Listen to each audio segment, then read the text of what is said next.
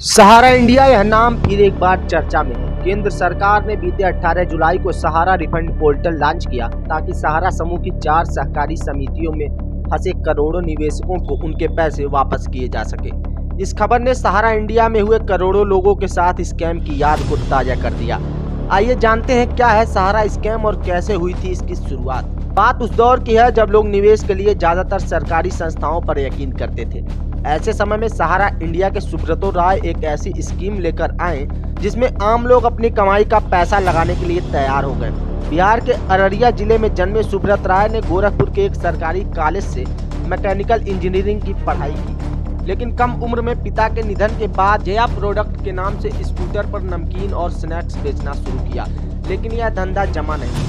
इसके बाद 30 साल की उम्र में उन्होंने गोरखपुर में एक छोटे से ऑफिस से सहारा इंडिया की नींव रखी और एक ऐसी स्कीम लॉन्च की जिसमें कम से कम कमाने वाला व्यक्ति भी सहारा में निवेश कर सके। उनके टारगेट ग्रुप थे चाय बेचने वाले, ठेला लगाने वाले, रिक्शा चलाने वाले और छोटे मोटे काम धंधा करने वाले लोग। लोगों को लगने लगा कि सहारा में थोड़ा थोड़ा पैसा जमा करेंगे तो उनकी हालत सुधर जाएगी। बाद में जब कंपनी बढ़ने लगी तो सुब्रत राय का कद भी काफी बढ़ने लगा।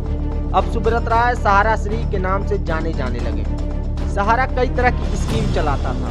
एफडी पर 11 से 12% का ब्याज का वादा करता था। कुछ सालों तक लोगों को रिटर्न भी दिया।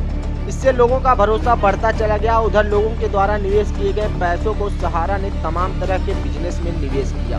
Real estate, finance, infrastructure, media एवं entertainment, health care, hospitality, retail, information एवं टेक्नोलॉजी से लेकर स्पोर्ट तक, जहां देखो सहारा इंडिया का ही बिजनेस फैलने लगा। सहारा रेलवे के बाद दूसरी सबसे ज्यादा नौकरी देने वाली कंपनी भी बन गई। क्रिकेट से लेकर अन्य खेलों तक हमारे खिलाड़ियों की जर्सी पर सहारा का ही लोगो दिखने लगा। सिर्फ बिजनेस ही नहीं बल्कि सत्ता के गलियारों और ग्लैमर तक में सहारा की एक खास पहचान रही। साल 2004 में सुब्रत राय ने अपने दोनों बेटों की शादी की तो इस शादी में 500 करोड़ रुपए खर्च किए। सहारा के लिए सब कुछ सही चल रहा था, बिजनेस बढ़ रहा था, लेकिन शायद यह सुब्रत राय के लिए काफी नहीं था। इस बीच साल 2009 में सहारा ने शेयर मार्केट में उतरने की योजना बनाई और लोगों से पैसा लेने वाले ग्रुप में अब मार्केट से पैसा उठाने की चर्चा होने लगी। लेकिन शायद यहीं से सहारा के बुरे दिन शुरू हो गए। सितंबर 2009 में सहारा ग्रुप की एक कंपनी सहारा प्राइम सिटी आईपीओ लाने के लिए सेबी यानी प्रतिभूति और विनिमय बोर्ड के सामने अर्जी दी। अगले महीने ही सहारा इंडिया रियल एस्टेट एवं कॉर्पोरेशन लिमिटेड और सहारा हाउसिंग इन्वेस्टमेंट कॉर्पोरेशन ने भी कंपनी रजिस्ट्रार के पास आईपीओ की अर्जी दाखिल की। इसके लिए सेबी के सामने डीआरएसपी भी जमा कराया। ये वो दस्तावेज हैं जिसमें कंपनी की सारी जन्म कुंडली होती है, जैसे पैसा कहां से आया, कहां गया और इस टाइप की सारी जानकारी। लेकिन सेबी ने जब इन दस्तावेजों की जांच शुरू की तो उसे कई तरह की गड़बड़ियों का पता चला।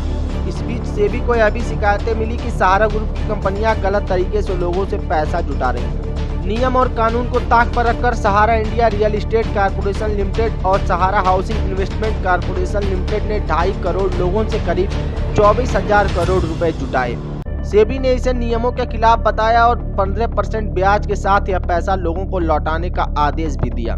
सेबी के फैसले के बाद सहारा सुप्रीम कोर्ट पहुंच गया, लेकिन सुप्रीम कोर्ट में भी सेबी के फैसले को सही माना और निवेशकों के डिटेल सेबी के पास जमा कराने को कहा ताकि उनके पैसे उन्हें लौटाए जा सके। साल 2013 में सहारा ने सेबी ऑफिस में 127 ट्रक से भरे दस्तावेज भेज दिए, लेकिन इन फाइलों में भी निवेशकों की पूरी जानकारी नहीं थी। इसके बाद सेबी ने सुब्रत राय पर शिकंजा कसना शुरू किया और सुब्रत राय जेल चले गए। हालांकि वह 2 साल बाद जेल से वापस आए, लेकिन सेबी ने सहारा की कई कंपनियों को बेचकर निवेशकों का पैसा वापस लौटाया।